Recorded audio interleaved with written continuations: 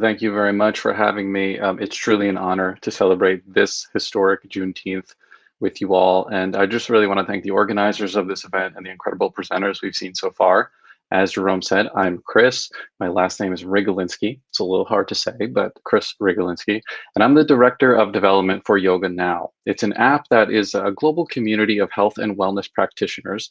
And so what we're going to do is we're going to kind of try to expand what we think of when we think of yoga, right? We tend to think of it as just this physical practice, but what we're going to do is begin with a meditation practice.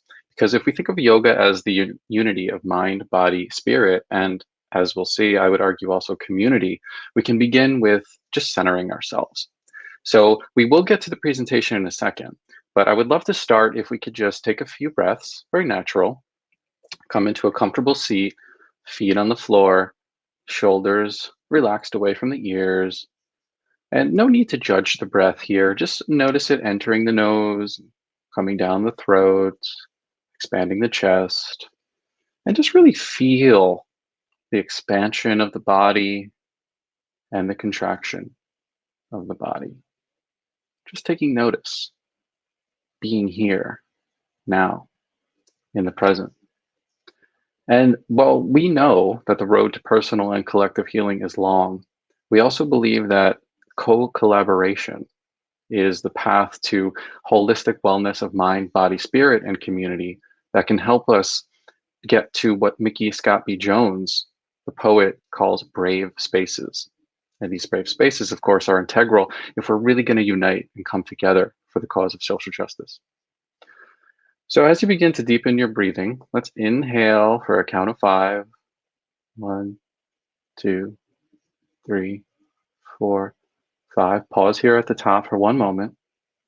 And then exhale, 5, 4, 3, 2, 1. And continue this at your own pace. You're welcome to keep your eyes open or flutter them closed if that's more relaxing. And here, as you begin to really settle in, let go of the breath once you feel calm and even, and just let yourself come into the space even more. And whether your eyes are open or closed, go ahead and imagine, if you will, a mirror or a photograph of yourself. If you're looking in the mirror, imagine you're watching yourself just as you would be on any normal day.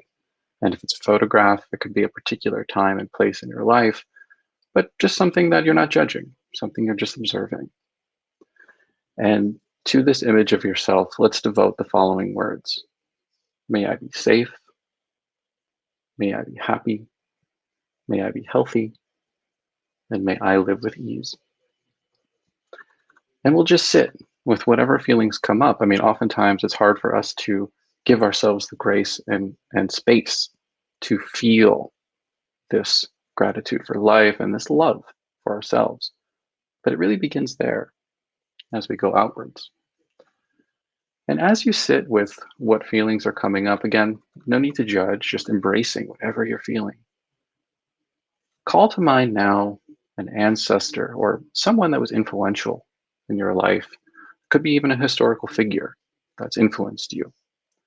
And visualize them, notice their warmth in your space, and to them, dedicate, may you be safe, may you be happy, may you be healthy, and may you live with ease. And you can, of course, repeat these words to yourself quietly, or you can just go ahead and say them out loud in your space, whatever feels right in this moment. And now call to mind someone in your community that you might not know very well. This could be someone who pours your coffee at a local bodega. This could be someone who is running for office soon that you really believe in, but you don't know personally very well. Could be even someone who you have never met, but you sort of see on the street, and that person just brings out a smile in you. To them, we offer together, may you be safe, may you be happy, may you be healthy, and may you live with ease. And as we sit, let's also imagine now someone who's wronged us in some way, someone who we do want to hold accountable because we want to recognize, we want to really honor the pain that they've caused us and honor any particular memories that come up, whether they're related to anger, frustration, and allow yourself the power of forgiveness in this moment by offering the words, may you be safe, may you be happy, may you be healthy, and may you live with ease. And the grace that we give ourselves, the space that we give ourselves also translates often to the way that we are able to let go. And of course, that's so difficult.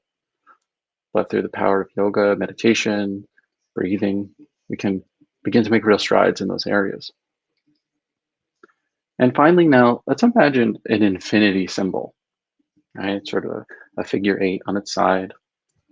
And at the center point, let's imagine that's where we sit today, June 19th, 2021.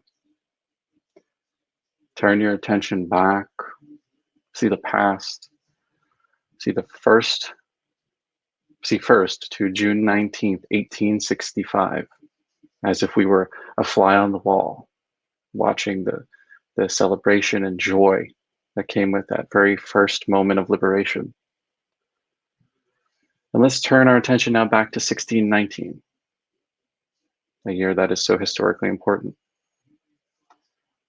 And then let's go all the way back to the beginning when our ancestors were first present at the beginning of time. And then take a breath and we'll look to the future. We'll look forward to June 19th, 2065. And then we'll look forward past that, just down the line, so future generations celebrating freedom and joy, finally finding peace. And we'll allow ourselves the grace of seeing us in this moment that we are at that nexus point of the infinity symbol, where we are an integral part of the healing of the past and also an integral part of movement towards progress in the future. And for all of these beings, let's offer, may we be safe, may we be happy, and may we live with ease. All right, so let's go ahead and when you're ready, no rush here, but when you're ready, we'll go ahead and just open our eyes. And I really want to tie this briefly into a presentation where we'll talk a little bit about the YogaNow app and how it relates to this larger community development work that we really seek to make. So if we could pull those slides up, well, that would be perfect. There we go. So what is YogaNow? What is yoga now? Well, if we advance to the next slide, we see the kind of stereotypical images, right, that we associate with yoga. People practicing in exotic places, doing crazy poses, things that most of us will never experience. And then as we advance to the next slide, this image of sort of isolation is something that we wrestle with because it makes yoga feel like it's inaccessible or even exclusive. But advancing forward, there's another history of yoga here. And that's a history with Swami Vivekananda, who we see pictured here, who at the 1893 World's Fair talked about yoga as a way to honor refugees. Advancing forward, in this history, we also see folks like Angela Davis, who credits yoga practice during her time in prison for giving her the stamina to become active and organized when she got out. And it is, going forward, it is this history that YogaNow seeks to be a part of, right? We seek very much to be a part of a global community that is 24/7, 365 holistic wellness classes with teachers from all around the world that embrace everyone practicing yoga with whatever purpose drives them. And we really, going forward, want to just co-collaborate is really our biggest goal. And of course, this year at Juneteenth, we would really like to honor the history by using this moment to look forward and how wellness can help get us towards this progress. One more time, forward. Over the past year, especially, we've seen the massive suffering of manifestations of centuries of systemic racism, and one more forward, also the disproportionate effect that COVID-19 has had on our communities of color. And then in the next slide too, we see that, of course, this is nothing new. This just exacerbates larger issues that have already been plaguing our communities of color for so long. Going forward once more. That's why this year we're very invested in this idea, as I said, of wellness, holistic wellness to move forward. And so we'll be giving away some free passes because we want you to sort of test these ideas, right? We want you to come in, and we have these passes that we'll be giving out throughout the celebration this weekend for free passes to join the app. We have yoga, meditation, and wellness, and all experience levels are welcome, all body types, all personalities, because we genuinely believe yoga should not be about exclusion. And to that end, we also really want to acknowledge that there are so many great practitioners here this weekend that are talking about the revolution that's happening going forward to in-person experiences of health and wellness again. But we also acknowledge that the digital space and the possibility of building a virtual global community is unprecedented. And we really want to be a part of that revolution with you. So advancing once more. You can get in touch with me at any point. Feel free to do that, even if it's just a question about anything at all regarding the app. It's info@yoganowworld.com. You can find us on the web at yoganowworld.com and on Instagram at yoganow.app. And of course, we're available for download at the Apple Store and on the Google Play Store. And just kind of wrapping up, moving forward, as I said, I am, in the next slide, we'll see. So I am the director of development for YogaNow, and I seriously want to thank you once again for accepting this kind of effort of co-collaboration, and I really look forward to working with you going forward, even if it's just a sort of general question. I'm happy to answer any of those.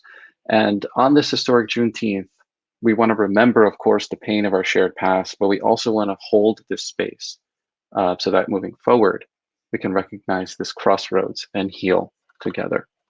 And to us, to me, that's Yoga Now, and that is the yoga that we very much want to share with you. Thank you.